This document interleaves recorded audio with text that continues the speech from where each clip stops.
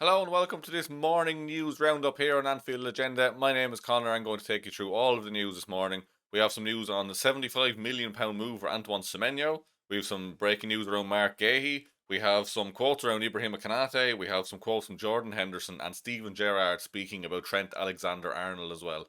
Lots of bits to go through. I wasn't quite expecting to be making a video this early in the international break. Of course, Craig is off on his holidays now and will be back next week. I'm not going to say I'll be on every day, but I'll be on every day when something is actually happening. When there's something worth speaking about, I'll jump on, record a video like I am today. So let's jump straight into it. First bit of news this morning then, a bit of a surprising link, or maybe it's not really a surprising link, you let me know on that one, but we have been linked with Bournemouth's Antoine Semenyo in what will be a north of £75 million deal. That is according to Alex Crook of Talksport, who said, Liverpool sporting director Richard Hughes is also a big admirer of Semenyo, having signed him from Bristol City for a bargain £10.5 million. Bournemouth believes Semenyo, 25, is now worth north of £75 million, having already scored 6 league goals, second only behind Erling Haaland, and claimed 3 assists this season. That is an incredible record so far this season. Like 7 games in, he has 6 goals and 3 assists. Like, I was very impressed with him against us in particular. I know like he scored 2 the other night as well. I thought he looked very good against us as well. Like, he's such a powerful presence, his finishing, his touch, his dribbling, everything. He has a bit of everything really, and like he's the kind of player, like if he was at an Atletico Madrid or Inter Milan, I think he'd get a lot more plaudits. Like, I don't mean to slag off Bournemouth at all in this. I just mean like a player of that quality just chilling at Bournemouth. Like, it really is testament to the quality of the Premier League nowadays. Like, he's a fantastic player. Like, whether he's worth £75 million upwards or not is another question. He's only 25, of course. He has had a blistering start to this Premier League season. He saved my FBL so far, so definitely one to watch. Like, when I seen this morning, I thought, what do Liverpool need? Another expensive attacker. That's exactly what this team needs.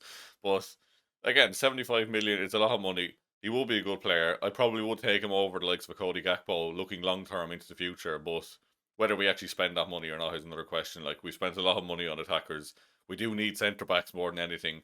The Richard Hughes link, of course, will always come up, and I think like we're always going to be linked with players who previously have worked with our sporting director or our manager, of course, as well. Whether this is true or not is another thing. I know Arsenal fans seem to think they have him wrapped up for some reason, but it'd be interesting one to keep an eye on. I would certainly take him at Liverpool. He wouldn't be my top priority right now of what I would want to bring in, but brilliant player. Like I said, I do like him. I was very impressed by how he played against us, but yeah, whether this develops into anything else or not is another question. So one to keep an eye on, definitely a good discussion point and I would start off today's video. Next up then we have some stories around the future of Marc Guehi, who Liverpool looked to have wrapped up in the summer. Of course that move did fall through. Whether we go back for him next summer is another thing. It seems to be we will not be moving for him in January unless something changes, like all of David Ornstein and the other big journalists have been kind of saying it looks like we do want him for free in the summer of 2026 rather than going in for a smaller fee in January. That remains to be seen, of course. Like, all the talk was that we wouldn't sign Isak in the summer, so we got that over in the end, so who knows. But we have 2 reports here. One from Fabrizio Romano first, who said Liverpool, Bayern, and several top clubs from Spain, including Real Madrid and Barcelona, are reportedly interested in signing Marc Guehi this summer. A crazy battle is expected, with 5 or 6 clubs in the race for a signature, per the report. And this makes sense, of course. Like, a top level centre back going for free, there is going to be other clubs sniffing around them.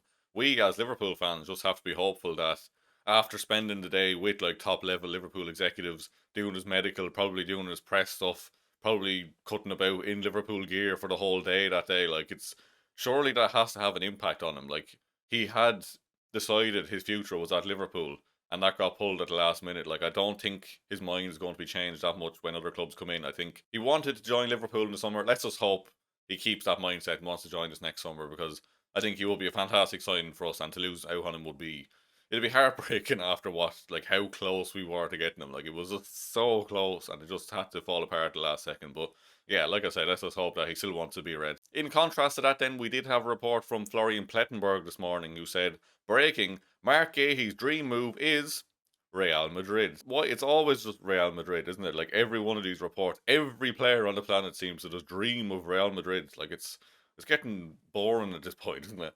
That report went on to say all top Premier League clubs want him. Of course they would, why wouldn't they? Homegrown and the top player, as well as Bayern Munich and Barcelona, but the player dreams of joining Real Madrid. And I don't know if I believe this one or not, to be honest. Like, I don't know what horse Plettenberg would have in the race in this one, so I don't know why he's putting this out there or what he would have to gain from lying from it, or you know what I mean. But like, I can't see it. I can't see him going over to Madrid. I think, like I said, his heart was set on a Liverpool move. He was basically there signing for the Reds, so If you ask me, I think we do get him next summer for free. Let me know in the comments below. Could he have his head turned by a Real Madrid, a Bayern Munich, a Barcelona? Speaking of centre backs, then we have a quote from Conor Cody here, speaking about Ibrahima Konate's slow start or struggling start, whatever way you want to word it, to the season. He said he's having to defend in the channel because Conor Bradley is out of position, which is an interesting point. Like, Konate has had a poor start of the season, but there are like mitigating factors around that. We have the likes of Gravenberch, who would have sat a bit deeper last season, kind of moving forward a bit more. We have a lot of uncertainty around the right back situation.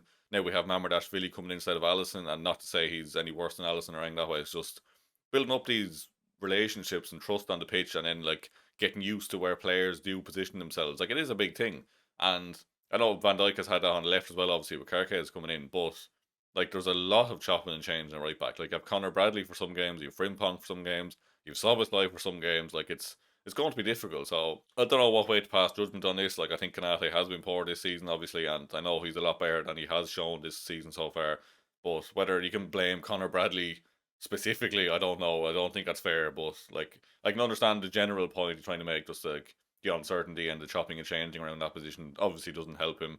Needs to get rid of the individual errors, but like I said, those partnerships and trust on the pitch is very important. So hopefully we should be able to like pick a back four at some point, stick with it, let them all get used to each other, and hopefully we'll be a bit more stable at the back. I wanted to finish the video then with a little quote from Steven Gerrard. He was speaking about Trent Alexander-Arnold's exit. I believe he was speaking with Rio Ferdinand on his podcast. He said, "This is me speaking without my Liverpool hat on at the moment. Real Madrid came for me with Mourinho serious and he turned my head. I can understand it, I get it. His best mate plays there, maybe he wants to challenge himself. He's won everything at Liverpool, so there's part of me that really understands it." And like, that is fair enough. Like, players do want a different challenge, but I think we'll agree more with the second part of Gerrard's comment here. So he went on to say, "But as soon as I put my Liverpool hat back on, Liverpool hat, I think, what are you doing? What are you doing? You're arguably one of the best teams in Europe. You're winning things that I sit here now and still dream of winning. You're winning European Cups. You're one of the main men. The fans adore you. What are you doing? But this is with my Liverpool hat on because I love Liverpool Football Club." And it's nice to see Gerrard saying that. Like, obviously, like, he backs Trent and wants him to succeed in his general career, but like, it's nice to see the likes of a Gerrard coming out kind of just questioning it, being like, why would you want to leave? Like, what a fantastic club in a fantastic position. Like, you're already winning trophies. You could win even more. Completely cement yourself as a club legend, a club great. And he left. Like, I know we've spoken about this so much, but like, it is just still baffling.